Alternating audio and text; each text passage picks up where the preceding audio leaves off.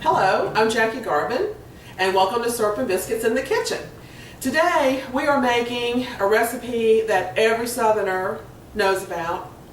Even if you're not a Southerner, if you know a Southerner, or if you know someone that's visited the South, you probably know about pimento and cheese, or as we say, pimento cheese. We run it all together like it's one word.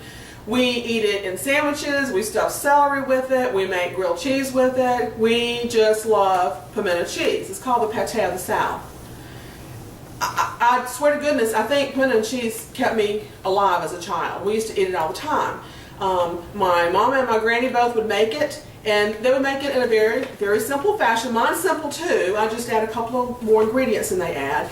They would simply grate a block of cheese, one block of cheese, add some mayonnaise, and open up a jar of pimentos, stir it up, and that was good. It was perfectly fine. We just loved it. Now I do a little bit different with my pimento cheese. And you can see here, I've got two different kinds of cheese, 8 ounces of each. An 8-ounce block of extra sharp cheddar and an 8-ounce block of mild. And I think blending the extra sharp and the mild just gives it a much better flavor and certainly gives it more dimension than having just one type of cheese. I also have about a tablespoon of finely chopped or diced sweet onion. And then I've got roasted red bell peppers, which I use instead of pimentos. And you want about a ½ cup total. But what I do is I chop half of it, dice half of it, and then I puree half of it. The reason I do that is I want half of it diced for the texture. But then pureeing the other half, it really helps distribute the flavor of the peppers throughout the whole pimento cheese spread. The only other thing that we're going to put in this is some dressing. Now traditionally you use mayonnaise, and if you're going to use mayonnaise, use a good quality mayonnaise like Duke's. I prefer Duke's. But what I'm going to use today is a boiled dressing from Mrs. Dull's cookbook, which is essentially a thin mayonnaise. To that I'm going to add just 1 dash of Worcestershire sauce, just because that just gives it a little flavor boost too. We're going to stir up the Worcestershire, 1 dash of Worcestershire, which I've added to Mrs. Dull's dressing. You'll be able to find the recipe for Mrs. Dull's dressing on Facebook, Syrup and Biscuits on Facebook, as well as the written recipe for the pimento cheese spread also. In addition, I have a video where we made Mrs. Dull's dressing, so you might want to look at that too. Now I'm going to start with about a ½ cup of dressing, and I'll add some more if I need it. And we're just simply going to pour that in there. And then we're going to stir it up. Yeah, and this certainly looks like it's going to need some more dressing.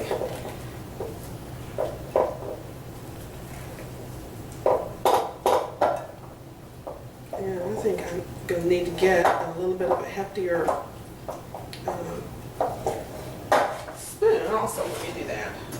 Let me get a wooden spoon.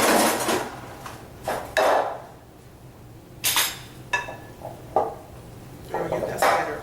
Now, sometimes it pays to take shortcuts in the grocery store, but I'll tell you one shortcut that you don't want to take, and that's buying the pre-shredded cheese. And the reason you don't want to do that is the pre-shredded cheese is coated with a substance to keep it from sticking together.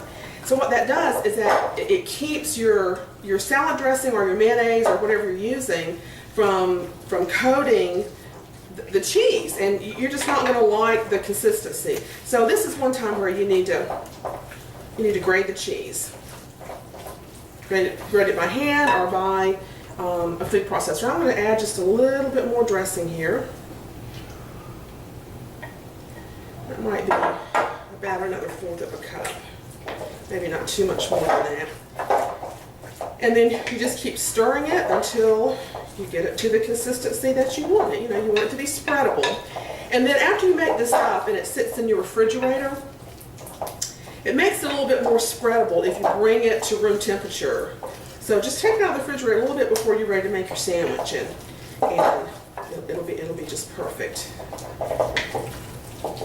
Now, I think that looks like just about the right consistency to me for pimento cheese spread. And I want you to see how my apron matches pimento cheese? Look at that. It matches. This apron was a gift that was given to me by our friends Beth and Barry Mitchell from Chicago, Illinois, when they visited us one time. So this is the perfect pimento cheese apron as far as I'm concerned. It's the right color. Okay, it's all mixed up. And that's it. There's nothing to it. And I'll tell you, after it sits in the refrigerator for a while and the flavors have a chance to melt together, it's even better. Now what I'm going to do, and the same thing I used to do when I was a little girl, I love the end pieces of bread. We call these the hills. You might call them something else. Just spread a little bit on here. Whoops. Fold over your bread. And take a bite.